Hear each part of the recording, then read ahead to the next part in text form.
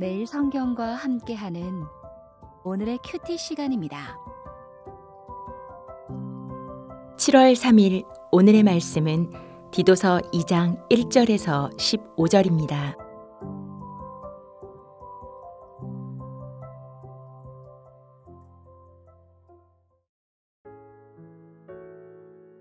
오직 너는 바른 교훈에 합당한 것을 말하여 늙은 남자로는 절제하며 경건하며 신중하며 믿음과 사랑과 인내함에 온전하게 하고 늙은 여자로는 이와 같이 행실이 거룩하며 모함하지 말며 많은 술의 종이 되지 아니하며 선한 것을 가르치는 자들이 되고 그들로 젊은 여자들을 교훈하되 그 남편과 자녀를 사랑하며 신중하며 순전하며 집안일을 하며 선하며 자기 남편에게 복종하게 하라.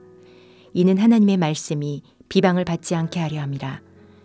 너는 이와 같이 젊은 남자들을 신중하도록 권면하되 범사에 내 자신이 선한 일에 본을 보이며 교훈에 부패하지 아니함과 단정함과 책망할 것이 없는 바른 말을 하게 하라.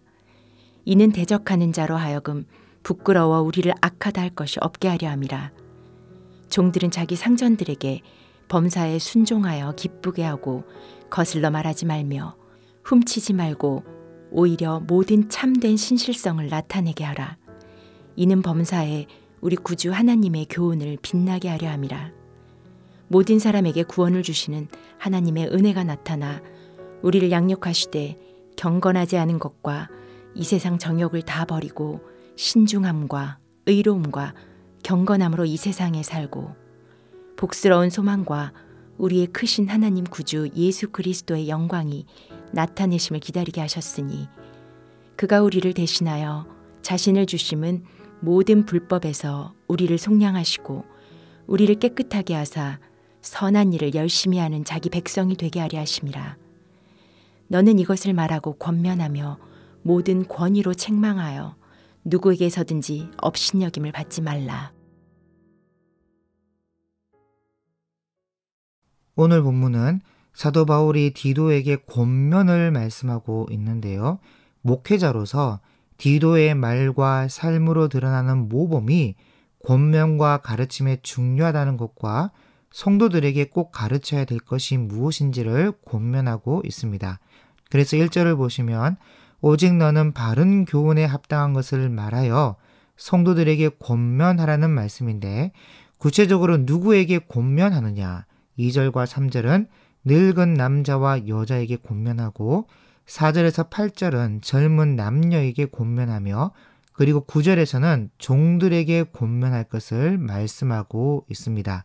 그래서 그 내용이 이런데 먼저 늙은 남자에게는 절제와 경건과 신중과 믿음과 사랑과 인내함이 온전해지기를 권하고 늙은 여자에게는 행실이 거룩하며 모함하지 말며 술의 종이 되지 말고 선한 것을 가르치는 자가 될 것을 권면하라고 말씀하고 있습니다. 이것은 연세가 있는 만큼 젊은 사람들에게 좋은 본이 될 것을 권면하라는 것이고 경험이 많고 본 것과 들은 것과 아는 것이 많으니까 모함하여 이곳저곳의 말을 옮기기 쉽다는 것이죠. 그래서 조심하고 모함하는 말보다 경험이 많은 만큼 선한 것을 가르쳐서 본이 될 것을 권면하라는 것입니다.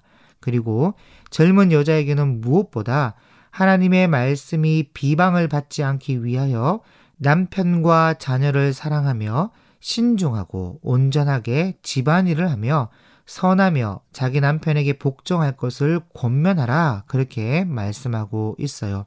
그리고 젊은 남자에게도 똑같이 권면하는데 6절에 이와 같이라는 말씀으로 젊은 여자에게 권면한 것과 똑같이 젊은 남자에게도 권면하고 있고 무엇보다 신중하도록 권면할 것을 말씀하고 있습니다. 특히 여기 보면 젊은 남녀에게는 가정과 많이 연결되어서 말씀하고 있는데 이것은 남녀의 역할이 집안일에만 국한되어 있는 것이 아니라 아내든 남편이든 분주한 생활 속에서 먼저 가정을 우선시해야 함을 뜻하고 있어요. 왜냐하면 이 그레데라는 섬이 항구 도시로서 무역과 관광 사업이 발달한 섬이다 보니까 주류와 음란한 문화가 항구를 중심으로 주를 이루고 있었습니다. 그래서 남편과 아내가 가정에 소홀할 수 있었고, 무엇보다도 사회에서 가장 많이 경제적 활동을 하는 젊은 남녀가 방탕한 삶을 삶으로 하나님을 비방하게 만들고 하나님의 말씀이 비방받을 수 있기 때문에 가정에 충실할 수 있도록 권면하고 있는 것입니다. 그리고 종들에게는 상전들에게 범사에 순종하여서 상전을 기쁘게 할 것을 말씀하고 있고, 거슬러서 말하지 말며 주인의 것을 훔치지 말고 참된 신실성을, 다시 말해 정말 충성된 모습을 나타내 보여서 비록 현재 노예로 살아가지만 우리를 구원하신 하나님의 교훈을 빛나게 하는 종이 될 것을 권면하라는 것입니다. 여러분, 하나님의 교훈은 단지 우리가 믿어서 구원받으면 끝나는 것으로 가르치지 않으셨어요. 참 믿음은 반드시 믿음에 합당한 아름다운 열매를 맺어야 함을 강조하고 있습니다. 그래서 바울도 그렇고 야고보도 그렇고 베드로도 그렇고 서신서를 기록할 때 의에 합당한 삶에 대해서 기록하고 있지 않은 서신이 없어요. 다 말씀하고 있습니다.